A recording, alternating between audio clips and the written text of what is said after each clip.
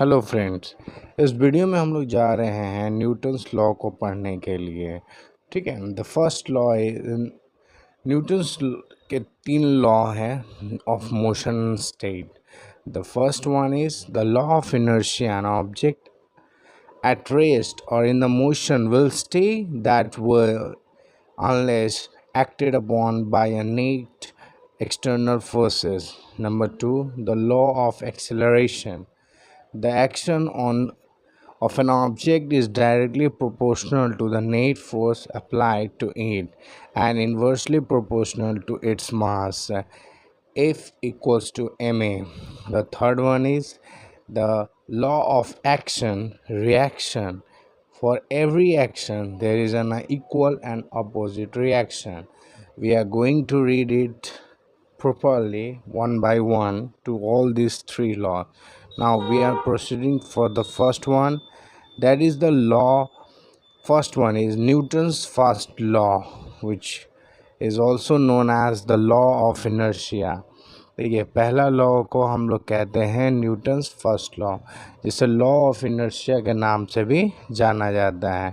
This law describe the inertia which an object resistance to change in its state of motion.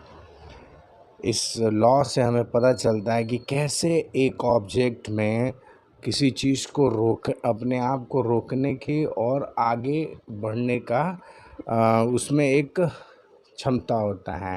तो देखिए, इसको simply terms में हम लोग क्या कहते हैं कि a stationary object will remain at rest and a moving object will continue to move at the constant speed in a straight line unless an external force acts upon it to change its state of motion. That means यहाँ पे क्या कहा जा रहा है कि एक stationery object हमेशा रेस्ट में रहता है. स्टेशनरी ऑब्जेक्ट मतलब कोई भी एक ऑब्जेक्ट जो है वो अगर रेस्ट में है तो वो रेस्ट में ही रहेगा, और अगर मूविंग है तो वो मूविंग ही रहेगा. अनटिल कब तक? जब तक उसे कोई एक्सटर्नल फोर्स उसमें अप्लाई नहीं किया जाए, मतलब कि बाहरी कोई शक्ति उस पर अप्लाई नहीं किया जाए. जैसे for example, a book placed on the table will stay there until you push it, and rolling ball in the space will continue to roll indefinitely unless friction or another force stops it.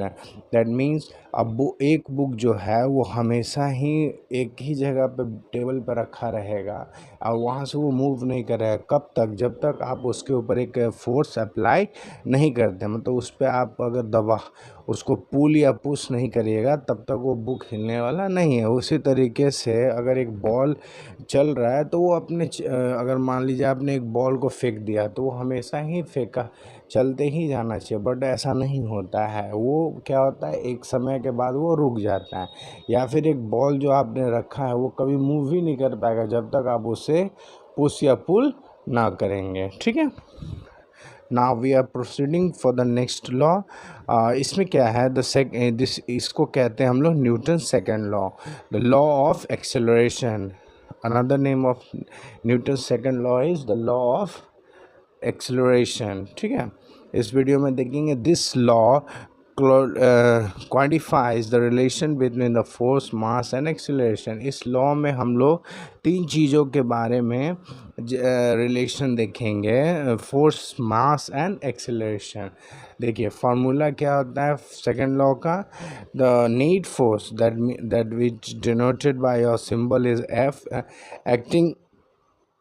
acting on an object is equal to the mass m multiplied by its acceleration a. For example, that means F is equal to ma. In simple terms, the greater force applied to an object, the greater its acceleration. Also, the more massive an object, the less it will accelerate for a given force. For example, इसका मतलब क्या हो गया कि अगर देखिए कोई भी एक ऑब्जेक्ट है, अगर जितना उस पर ज़्यादा अप्लाई किया जाएगा फोर्स, उस हिसाब से वो क्या करेगा, एक्सेलरेट करेगा, है ना। जिससे अगर मान लीजिए आप अगर बाइक भी चलाते हैं तो जितना ही आप ज़्यादा उसको एक्सेलरेट करिएगा वो उतना ही स्पीड भागेगा। और उसी तरीके से और भी बोला जा रहा है कि also the more massive an object at the less it will accelerate for a given force है। दैट मीन्स अगर जिसका वज़न बहुत ज़्यादा है, जो हेवी बहुत है, तो उसमें अगर आप मान लीजिए एक यूनिट, सेम यूनिट का अगर एक्सेलरेट इसमें आपने हेवी ऑब्जेक्ट के किए और लाइट ऑब्जेक्ट में, तो लाइट ऑब्जेक्ट जो है उसमें उस इक्वल अमाउंट ऑफ एक्सेलरेशन से उसमें ज़्यादा स्पीड मूवमेंट होगा। बट अगर जो हेवी ऑब्जेक्ट है उसमें स्लो मूवमेंट होगा, because due to the heavy weight. Okay, for example is it takes more force to accelerate a heavy truck than a lightweight car to same speed. That is the example. एक heavy truck को same speed से जो है कि आप force जब लगाते हैं, एक्सीलरेट करते हैं, वो कम स्पीड भागेगा, जो कि जबकि एक लाइट वेट मतलब कि एक हल्का कार जो होता है ट्रक के मुकाबले, तो वो कार जो है उसी एक्सेलरेशन से बहुत स्पीड में आपका चलेगा। ठीक है, समझ में आ गया। नेक्स्ट लॉ हम लोग देखते हैं, third law, Newton's third law, that is also known as the law of action and reaction. This law explains the nature of interacting forces. In simple terms, whenever two objects interact, they exact the force on each other that are equal in magnitude but opposite in the direction. That means what?